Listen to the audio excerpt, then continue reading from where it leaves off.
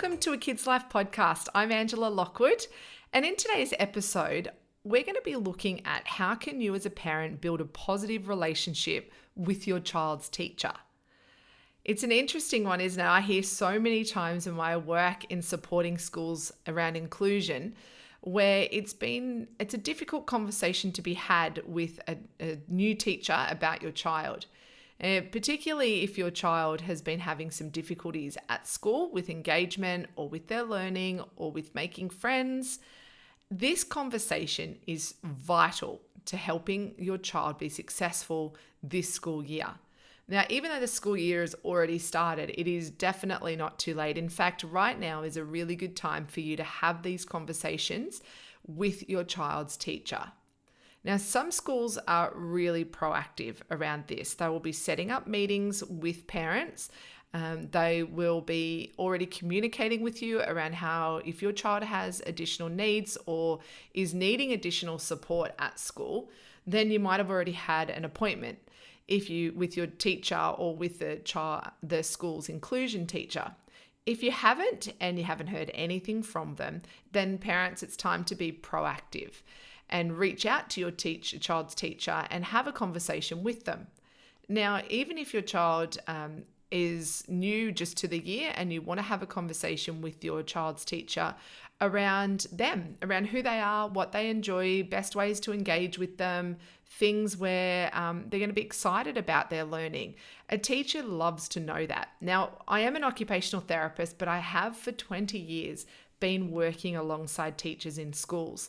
So I know schools really well, and I've seen teachers. I've been there to support teachers in better understanding the students in their class and their students' learning needs, their emotional needs, and how they can help their students be the most capable kids they possibly can be. And so I am very fortunate to be able to hear questions from teachers around how they can better engage with students, which I absolutely love, because that means that they care about that student. When they care about those kids, then I know straight away that it's going to be a good year. It's unfortunately the teachers who I know are having difficulty engaging with the child that want to just try to work it out themselves, that I know that it's going to be a struggle for them and for the students in their class because there is not that connected relationship being developed. So I would much rather a teacher say, hey, I'm not quite sure how to engage with this kid, or I'm trying this and it's not working. What do you suggest? Because it means they care, and care is vital when building relationships with kids. But for you as a parent, it's also important for you to be your child's best support and advocate. But there are ways in which you can do this that will help build a really positive relationship with your child's teacher.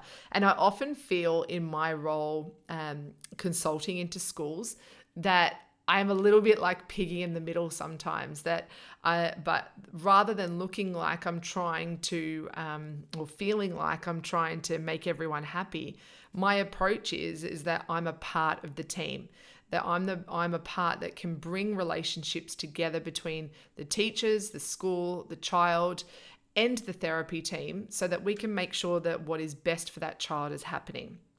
And so as a parent, there are things that I'd love to share with you that I know and that I've seen parents do really poorly, or they've done really well and it's helped really create a successful learning experience for the child that year. So when I say that they've done poorly, please take it with absolute love that parents do the best they can with the knowledge that they have. But sometimes our approach can be a little bit alienizing for the child, or it can be really sometimes aggressive to a teacher, and we need to love and look after our teachers because they are doing the best that they can with what they know as well. So how can we build this really positive relationship with a child's teacher?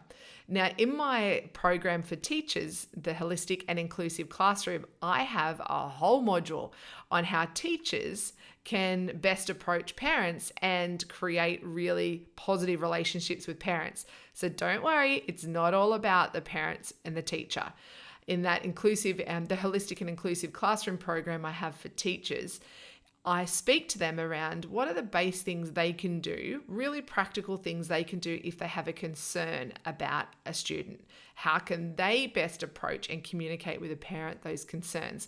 So if you know a teacher who would love to know that type of knowledge and you know that they care but they need additional support themselves, then maybe recommend the Holistic and Inclusive Classroom program I have over at angelalockwood.com.au. It's completely all online and they have access to all the resources they need in order to create these classrooms that really bring out the best in their kids and create a really capable learning experience for their students. So, be an advocate, recommend the program. I love that program, and I know it's helped so many teachers feel calmer in their teaching approach and in building really good relationships with parents.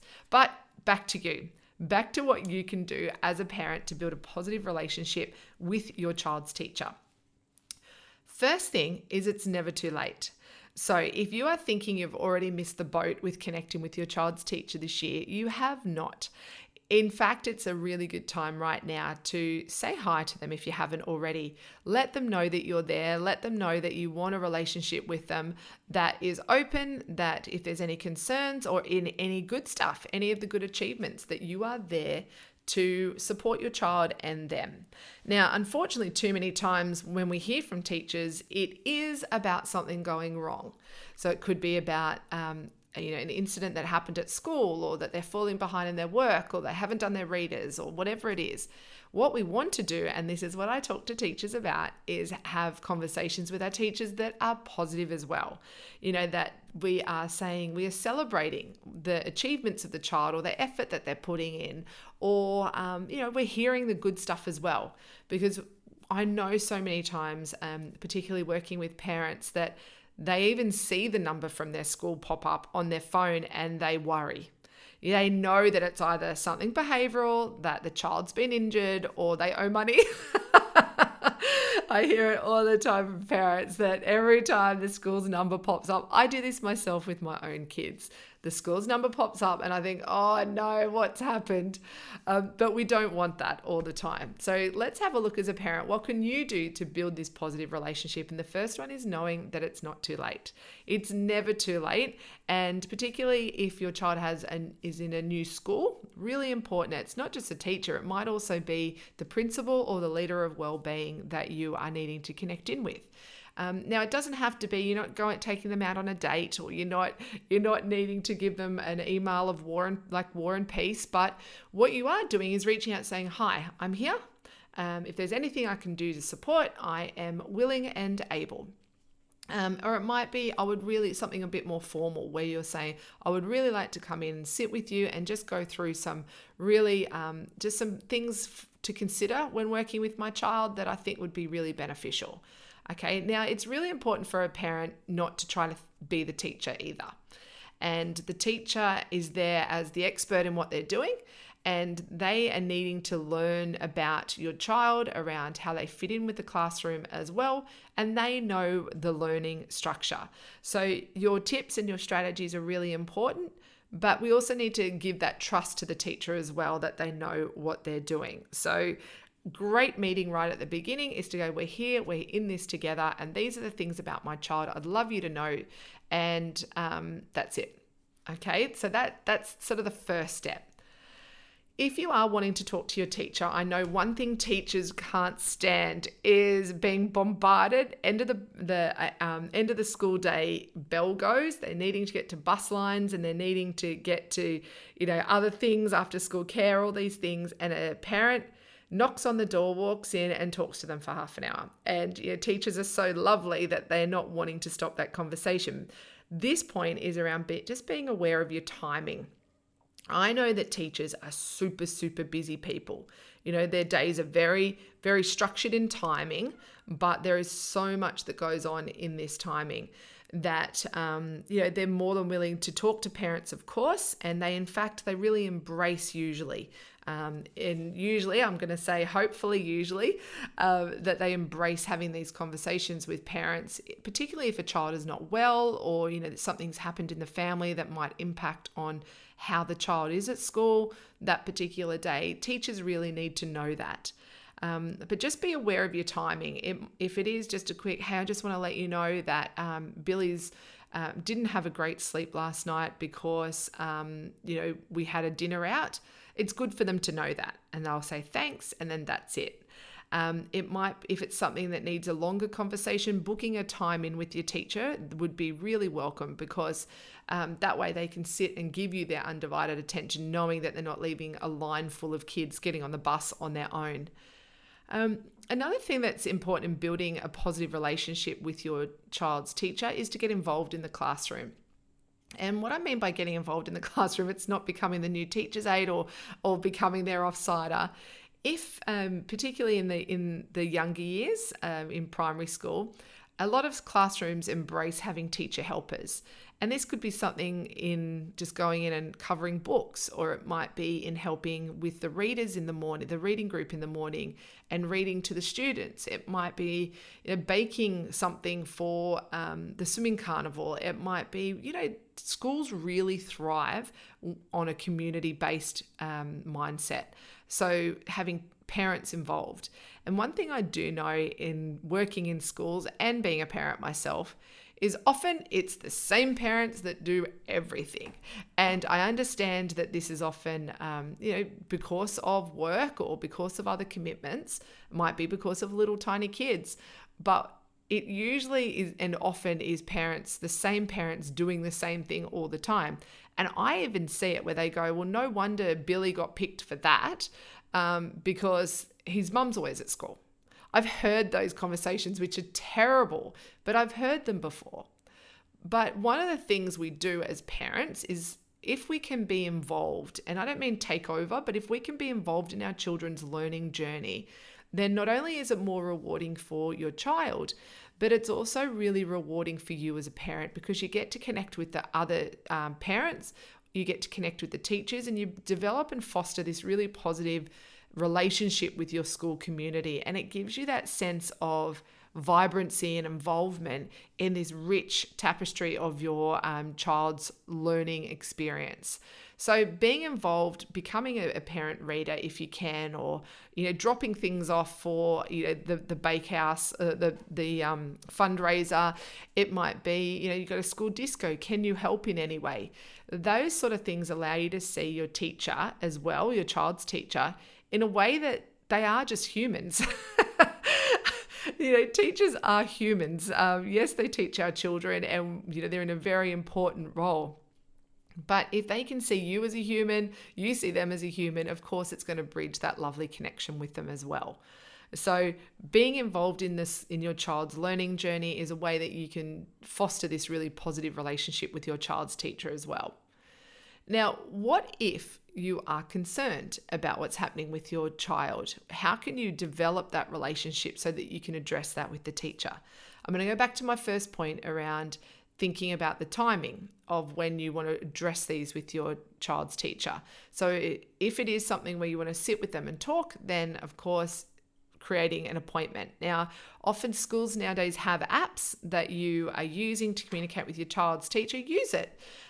It is a way where schools now are wanting to develop open communication that is quick and timely with parents.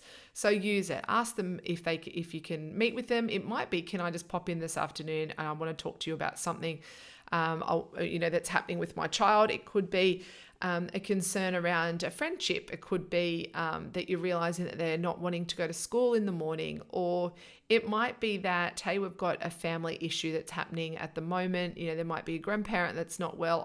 I need you to know about this, and what can I do to support my child through this? Or it might be, hey, we may not get to doing the homework for the next week or so because we've got this, and this happening.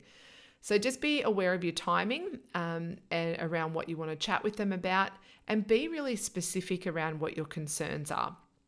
So sometimes I hear things like parents and teachers will make really global comments like they're just not enjoying school, or they have no friends, or doesn't want to come to school. These are important things to say, but the more specific that you can get, it allows the teacher to really understand what's going on.